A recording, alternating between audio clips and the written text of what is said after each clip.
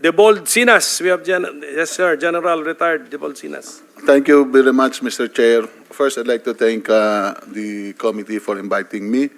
Nagbigay na po ni Senator Bato at saka ni Sir Archie po ang definition. Yun po talagang inadapt namin, Your Honor. Hindi po kagad patay. Because the context talaga, kasi kagaya yung operational procedures, kasama po yun sa tinuturo at saka nasa mga training at saka mga discussion. Hindi po kagad patay. Dapat we do the, after mag-case build-up, the arrest, capture, kung mag-surrender, is-surrender. Tapos kung mayroong imminent threats na talagang lumaban, doon po talaga nag-engage ang police po. Kaya nga pinakita rin po kanina na may mga instances din na pag hindi ready ang police, kami po ang mapapatayan. It does not mean na pag sinabing neutralize, ang sinasabi namin sa mga tao namin sa baba during our conferences, our coordinating conferences and meeting, ay patay. Hindi po yun, sir. Ang una talaga is to neutralize, to stop their operations, to stop their aggressions on equal force, just enough to neutralize them. Yun po, sir, ang kuha namin. Yun po ang ginagamit na term na pinasa na po namin sa baba. It's not immediate killing, sir, ang kuha po namin.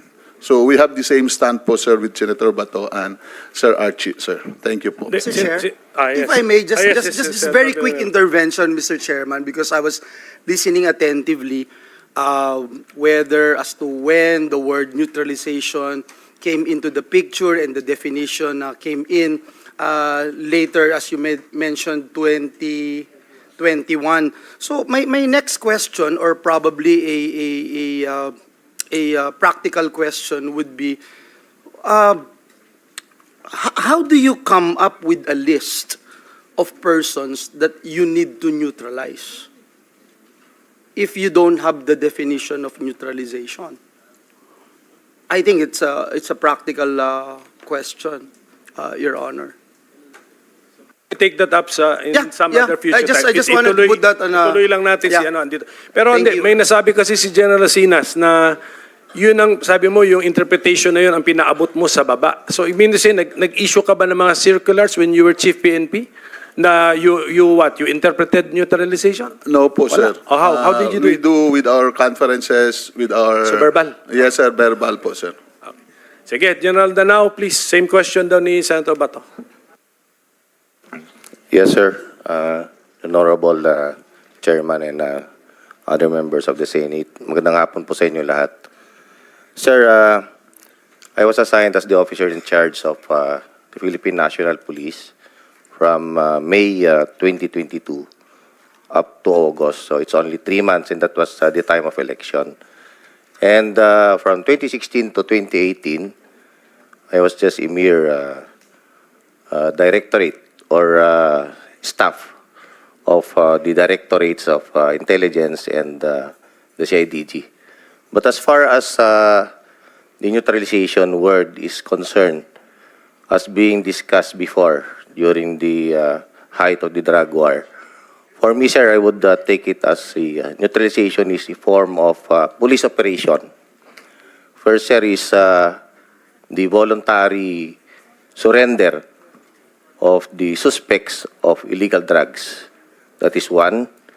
And it could also be through the legal arrest of the suspects through bypass operation, through conduct of search warrants, and the other forms. It could also be through checkpoints. Kasi kung minsan, sir, may mga checkpoints dyan na makikita in possession, sir, yung illegal drugs ng mga suspects.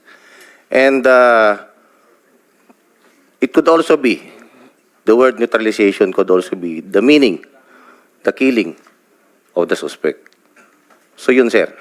So pero yung sinasabi siya na interpretation how we conduct operations sa baba, sir, nasasabi na killing, parang medyo wala naman pong ganon. But it is only how to the people on the ground on how they interpret it as such. Thank you. Okay, ganito. Mr. Chair, may I respond? Sige, just if possible, briefly lang, Attorney Jokno, please. Thank you, Mr. Chair. Unang-una po, I think the comments that were made missed the point entirely. Kasi ang tanong talaga dito ay, bakit pa nilagay yon sa isang command circular?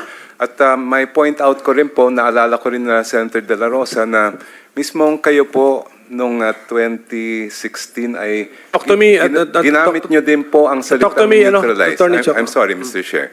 But may I point out that Senator De La Rosa in 2016 also used the term neutralize to refer to a bounty being raised to have him killed by supposed generals who were allied with the drug of those people involved in drugs. What's your source? This Please, is from, para ma-check din namin. Ha? Amita Legaspi, GMA News, published September 28, 2016, dito po sa GMA News Online.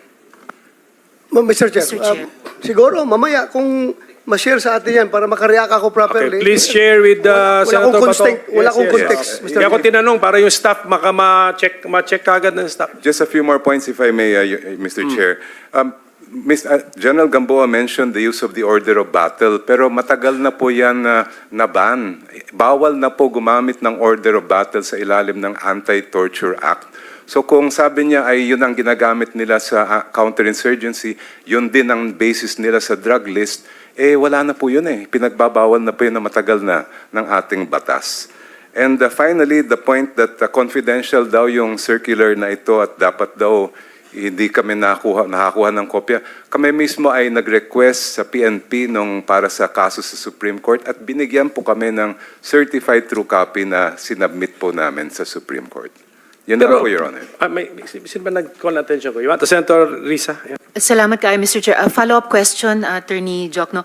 Attorney Chel, apart from semantics, may basis po ba sa karanasan na yung naging interpretasyon ng iba sa neutralize o negate ay pumatay? Ayun nga po, yun na ipakita kong mga slides kanina na mismong galing sa Police Santa Ana, Police Tondo, mismo kay Colonel Jovi Espenido, sa PIDEA Chief. Lahat po sila ginagamit nila yung salitang neutralize. At ang ibig sabihin ay kasama na doon yung pagpapatay. Salamat. Mag-ready ka muna, Mr. Chair. Colonel Espinido, tatanungin kita. Pero ito lang, para lang just educate this representation or the Committee General Gamboa. General Gamboa, ba't mo ba nasabi in the first place na top secret or secret ito na wag i-circulate itong command memorandum circular? Bakit? Why? Sir, Mr. Chair, as I have said, the sanction goes to the government employee, not to the recipient. No, So- but why? Why? Bakit limited Because- circulation ito? It was really designed for limited circulation? No, sir. Meaning to say, the circulation is controlled. There are Okay. different classifications of the documents in the police. Like there's secret, there's top Oh, secret. anong marka nito? There's no marking. It's supposed to be confidential, sir. It is supposed to be a cover page. And down below should be stated confidential.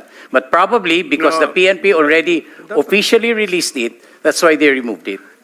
So there's something wrong kung may separate page andun ang confidential and yet sa document itself walang tatak na confidential. So if ever nakikinig ang PNP sa atin, if that is what you want to happen, tatakan nyo ng confidential yung dokumento mismo, wala na rito There's no more trace that it's confidential. Anyway, okay na po yun, just for my information.